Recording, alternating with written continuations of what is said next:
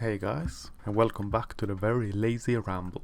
I am your humble hermit host, Maria Legier, and this is Only Lonely Fans. Should you wish to be made subject to the unspeakable horror that is my lewd and indecent naked form, I will inform you that I have created an account over at OnlyFans for your depraved and voyeuristic viewing pleasure. Why anyone, excepting perhaps my wife, should be masochistic enough to endure such a vision as my frail and decaying body is beyond me, but there you have it. It takes all sorts to run a society, I suppose. Hey, it's not all fine and dandy being a humble hate speech merchant. You have to understand this. Business has been slow lately. It seems people are not all that interested in the purchasing and subsequent enjoyment of hate speech in this era of the commie plague and its strict authoritarian measures. Who knew? And I've got to make ends meet somehow. My caffeine and my painkillers won't pay for themselves. And so selling indecent photographs and short-style videos of my hairy, mangled and disheveled form seemed to be a good idea at the time. What do you mean, no thanks? Do you mean to tell me that this avenue is somewhat close to me on account of my frail and fragile maleness? Is this some strange strand of income that is almost exclusive to women? Are female porn stars and female models paid more than males in the same profession? Is there, in fact, a remarkable pay gap favouring women in these professions? Gah! I am aghast! It almost makes one believe that supply and demand dictates the price and the pay and so and such. Phew! Who'd have thunk it? Must be gender discrimination. Must be reverse sexism, even when such a thing don't exist. It is merely sexism. It's got to be. Supply and demand don't matter much. In fact, it don't exist as anything but some strange oligarchical and patriarchal capitalist tool of oppression. Well then, and anyhow, I guess I'm gonna have to close down shop and come up with some better, some more ingenious money-making scheme than removing my clothes for your viewing pleasure. Do people still join cults? I'm asking for a friend, you understand. And let it also be said now, lest it should come back to haunt me sometime in the future. Should you, by any chance, suffer some strange, long-lingering and rare strain of PTSD after being forced by my puerile pre-ramble to picture my naked body spread out and put on full display in all its magnificent glory and grotesque power within your pineal gland, kindly write a letter care of fuck all and fling it into the sun. Then await further instructions on how and where and when to receive reparations. After all, one cannot knowingly and with malice aforethought force these kinds of mental images on people. Hail all horrors. Hail. Should it not be evident already, this will be a rather lazy one. And that is quite alright sometimes. My lower back is aching up a storm, and as a result I have not slept properly for quite some time. At the moment of writing I have spent 3 days on the couch, feeling sorry for myself. And that's what the supremely manly task of woodworking will get you. Add to this that goddamn daylight savings thing mucking up my sleep schedule, and you've got yourself a recipe for unmitigated disaster and a good serving of Whole Foods certified grump, perfectly fried, critter-free and non-GMO. All for whiny and petulant perfection. I much prefer some cheese with my wine. Alas, I am all out of cheese and of fucks to give. So it'll just have to be whining for the moment. Please enjoy it with cheese if you have some. See, I was reading the news the other day, as one does. I'm not entirely sure why I still do, depressing as it is, but it is what it is.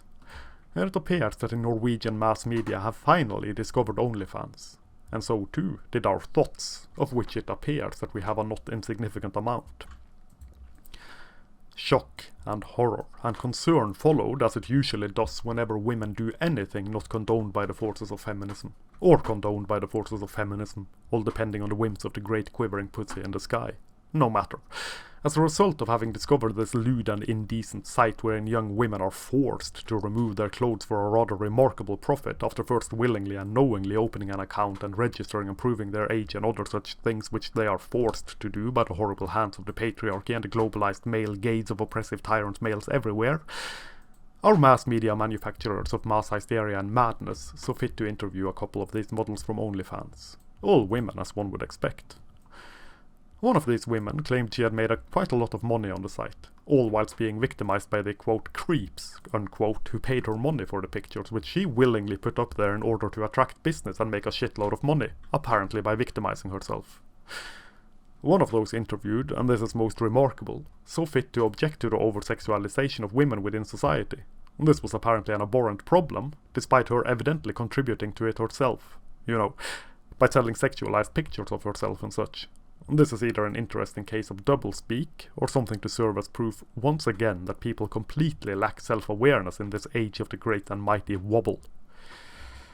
No matter, this over-sexualization of women, it appeared, is only wrong when other women do it. It almost makes me think that these other women, the other poor and over-sexualized victims of their own lewd and indecent photographs, are her competition, and so it is only proper that they don't suffer the sexualization forced on them by the horrible male gaze of this most pestilent patriarchy, poor girls. Now, she didn't say this, but it is not too far a stretch of the imagination to conclude with this. Her act of lewd and indecent nudes were a feminist act, an act of female empowerment and self-empowerment and all those fine and fancy things.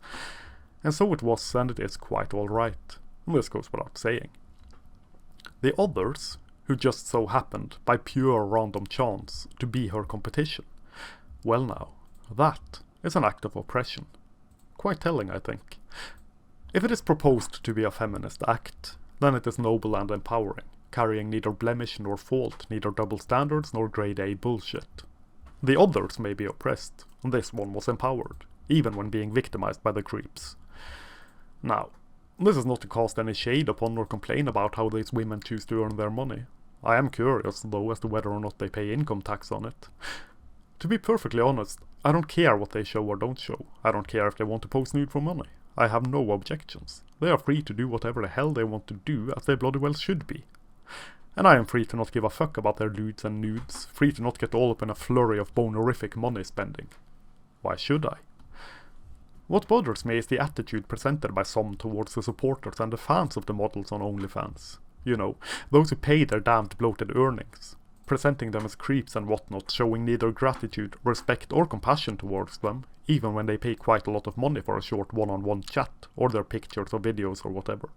Something that could easily be conceived as a fake relationship, aimed often enough at very lonely men. Here, with the women willingly and knowingly selling nudes and long-distance communications, the woman is still presented as a victim of creepy guys. It is astonishing the lengths people will go to in order to remove any responsibility and personal agency from women. Even their own damned actions are not their responsibility. Their own damned choices something they are forced into. Poor things. They make loads of money, poor things. I mean, there must be some way this victimizes them. There must be some way this is the fault of men. Or at the very least, there must be some way one can use this to complain about men, even if these men would not have been there in that situation with those women without them opening and, one assumes, promoting an OnlyFans account wherein they sell nudes and fake relationship banter to men. All for cash. Prostitutes of the information age, one could easily call it. High-tech escorts. These are not terms used to pass any kind of moral judgment. It is merely a realistic view of the thing. Terms spent and used and meant in complete goddamned honest neutrality. It is prostitution. It sure as hammered hell does take a certain kind of person to do something of their own free will, make tons of money on it, and still try to make themselves a victim of it. Victimhood is good goddamned currency. Better, even, than cold hard cash from the cold hard wallets of cold hard men, unfeeling and uncaring perverted creepy brutes as we all are. Women, it appears, have no free will at all. All their actions are a product of the puppet strings of society, by which one means the patriarchy, obviously. And society and the patriarchy hates them, just hates them so much. Society will only stop this terrible and horrible sexualization of women when women stop sexualizing themselves. It is as simple as that.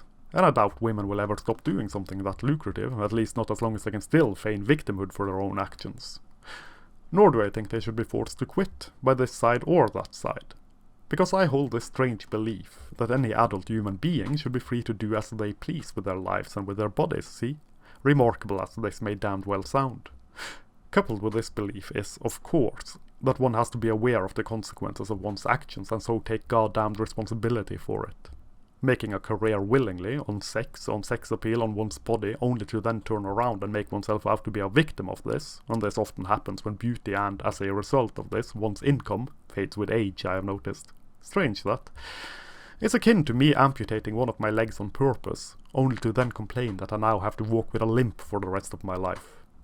Well, it would be, were there any possibility to make money by amputating my leg, which there probably is.